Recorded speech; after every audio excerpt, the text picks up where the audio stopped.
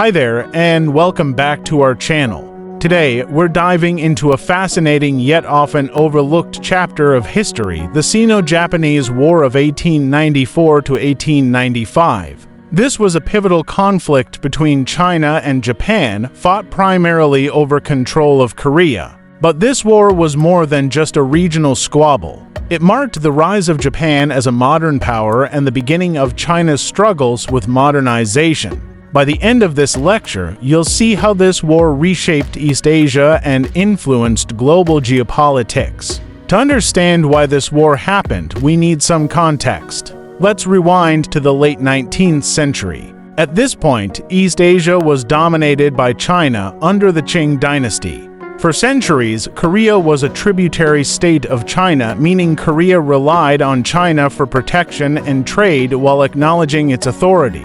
Meanwhile, Japan had just undergone the Meiji Restoration. In the 1860s, Japan transformed itself from a feudal society into a modern, industrialized nation. By the 1890s, Japan had modern industries, a centralized government, and a Western-style military. This brought Japan into conflict with China. Both countries saw Korea as crucial strategically and economically. For Japan, Korea was a stepping stone to mainland Asia and a buffer against potential threats like Russia. For China, Korea was a symbol of its dominance in the region. The immediate spark for the war came from internal unrest in Korea. In 1894, a peasant rebellion called the Donghak Rebellion broke out. The Korean government, unable to control the situation, asked China for military assistance. China sent troops, but here's where things get tricky. Japan also sent troops to Korea, claiming they wanted to protect their interests. It was clear that Japan wasn't just there to help, they wanted control. Tensions escalated quickly. By July 1894, Japan accused China of breaking a prior agreement to notify Japan before sending troops to Korea. This accusation was more of a pretext. Japan had been planning for war, and now they had their excuse. The first major battle took place at the Yellow Sea near the Korean peninsula. The Japanese Navy, newly modernized, crushed the Chinese fleet. This victory gave Japan control over the seas and allowed them to land troops in Korea and northern China. On land, Japan's army was highly disciplined and well-equipped with modern weapons. In contrast, China's forces were larger but poorly organized and outdated in their tactics and equipment. The Japanese quickly captured key cities, including Pyongyang in Korea and Port Arthur, modern-day Lushan, in China. Now, let's pause and analyze why Japan was so successful.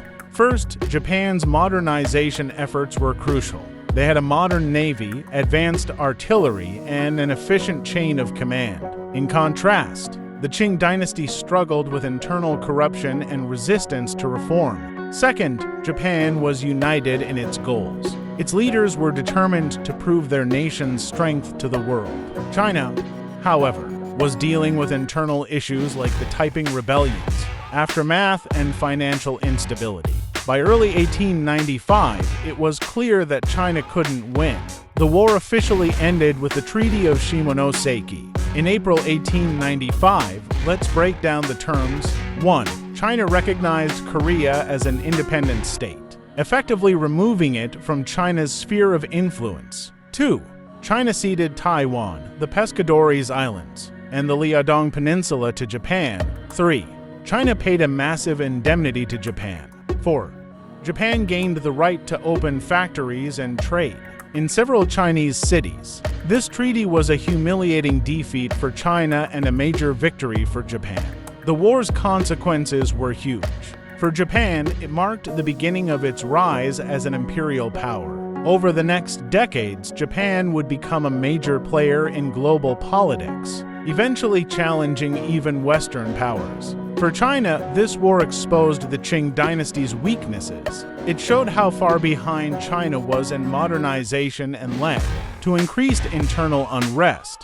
This defeat was one of the key events that eventually led to the fall of the Qing dynasty in 1911. And for Korea, it gained independence on paper. In reality, Japan steadily increased its influence over Korea, eventually annexing it in 1910. So, what can we learn from the Sino-Japanese War?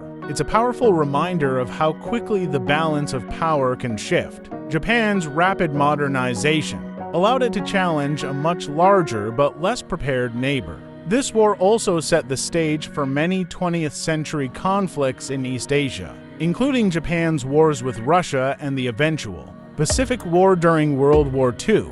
Thanks for sticking with me through this deep dive into history. If you enjoyed this lecture, don't forget to like, share, and subscribe for more videos like this. Let me know in the comments what topic you'd like to see next.